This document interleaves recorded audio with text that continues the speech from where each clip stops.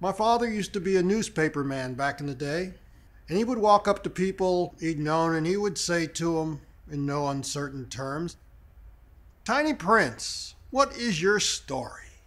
Well, my name is Harry Weber, and this is my story. Like some of you out there, most of the kids I grew up with are either dead or doing triple life. That's how it works in the city of Newark, New Jersey. One half hardcore mobbed up ginzos, one half whacked out trig pulling gangster freaks. Nobody in between that's left standing. Only course of action for a kid like me was to get out of Dodge. So I got my first job at the age of 15. While my homeboys were doing cheerleaders and red light parties, I hit the road, Jack. The railroad. Applied my art and my words to making safety posters for the Pennsylvania Railroad. Now here was the cool part. I commuted to work every night after school to Harrisburg, Pennsylvania, 160 miles west, in the cab of a locomotive doing 110 miles an hour down the Northeast Corridor. Woo-wee! Got my second job at 17 working for Congressman Adam Clayton Powell as the art director on the March on Washington. Big thrill seeing my drawing of Reverend King's Dream in the centerfold of Jet magazine. But then came the church bombing in Birmingham that took the innocent lives of 4 little girls. The congressman was pissed. Now he was larger than life to the most hard-ass Harlem hustlers. Me, a scrawny teenager? Dude quaked me to my socks with that stentorian voice of his. But that day he was awesome quiet. Congressman Powell wanted the pending Civil Rights Act passed, but Congress was about to adjourn. He brought this to me. "Young Weber, we need to shake these people to their very core." His voice was coiled like the snake in the garden with Adam and Eve. I kind of knew something big was at stake, and I knew I had to deliver for this man.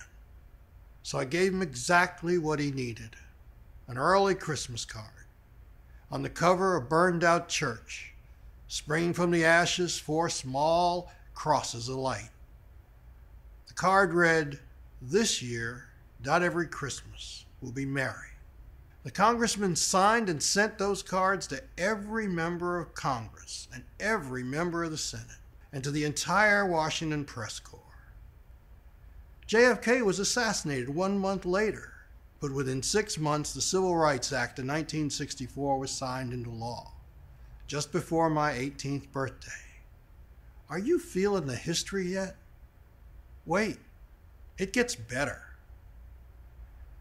Picture this, a cold and rainy night in the alleyway that led up to the stage door of the Howard Theater in Washington, D.C. A black Frankenstein doorman stands between me and the light at the top of the stairs, enjoying the idea of doing to me what he does to any living thing who could even think they would sneak through the stage door to see the show. The way he cracks those ball-bearing knuckles of his made me understand all too well. This was a brother who really enjoyed what he did for a living. Luckily for me, a neighbor of mine happened to run the light board at the Howard Theater and saved me from a trip to the emergency ward by arriving right behind me. Luck was still with me when he took a potty break, leaving me to overhear a heated discussion between Levi Stubbs and the other 3 tops. It seemed that their new album was on hold in Motown for almost a month because of a lack of album cover art. Of course, I was fearless at 18 when I smelled an opportunity, and this was the opportunity of a lifetime. I chirped up, "I can do your album cover and I can do it overnight."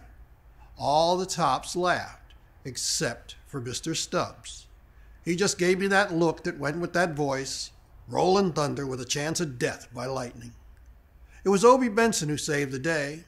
"You show up here this time with something great, kid, and we'll take it from there." He said that with a Colgate smile. "Now go on out in front and enjoy the show." Before he finished his invitation, I was on my way down the stairs, out past Frankenstein, and running home through the rain. 24 hours later, I was back, and Frankenstein was right where I left him, between me and my future. I told him I had an album cover for the 4 tops. "Which one?" He had me on that until a soft voice from behind me said, This one, I turned to face the glowing smile of Mr. William "Smokey" Robinson. How do I describe a prince of Motown? Consider what it took to put together 9 garments of the exact same tint of taupe, including snakeskin kicks and thick and thin socks every single day of your life, and you got Smokey. "You just made me $100, kid," said Mr. Robinson in a voice smooth as silk, ushering me past the disappointed doorstop. "The whole Motortown Review was placing bets on whether you would show up.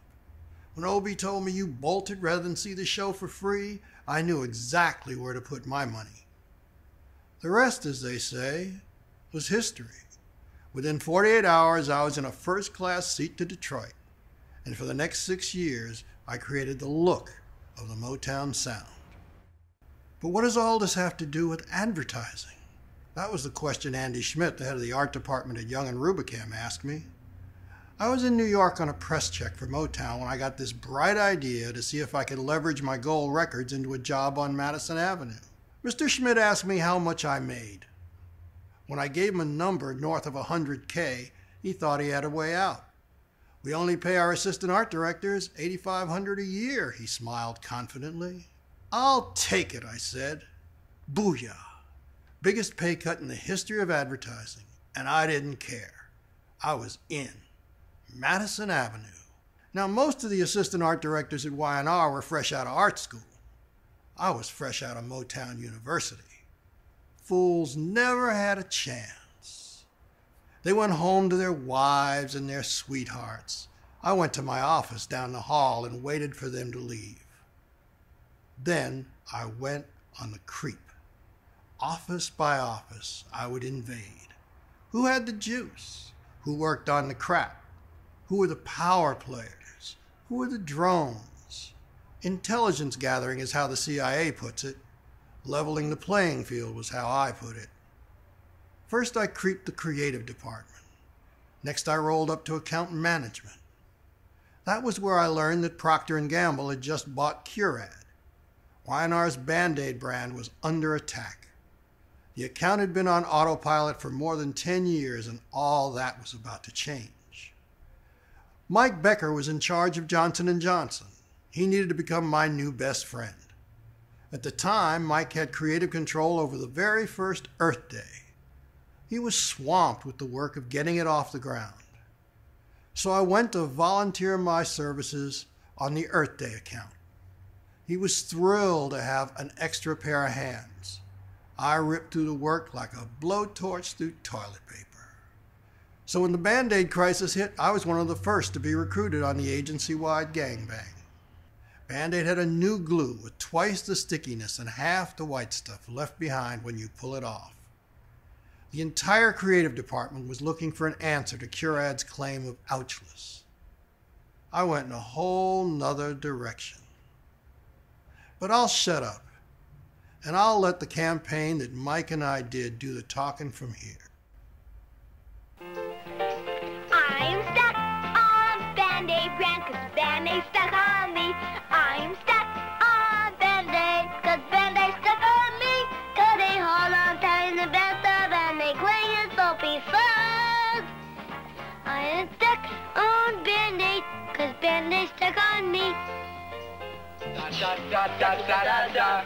I am stuck on Band-Aid brand 'cause Band-Aid stuck on me. I am stuck on Band-Aid 'cause Band-Aid stuck on me. 'Cause they really stick to your fingers and they stick on bended knees. I am stuck on Band-Aid 'cause Band-Aid stuck on me. You can count on the protection of America's #1 bandage with the unique Super Stick adhesive. And since only Johnson & Johnson makes Band-Aid brand, you'll be stuck on them. I am stuck on Band-Aid 'cause Band-Aid stuck on me. What was so historic about that campaign? That campaign is still running almost 40 years later. Longest running advertising campaign in history. Now, here's another little piece of my history for you. My mother is something else, Mr. Campbell. That lady works nights, scrubbing floors just to get the extra money to send me to college. Now the school doesn't have enough money. And you're telling me my chemistry class may be discontinued. If I don't take chemistry, I'll never become a doctor. I mean, my becoming a doctor is my mother's dream.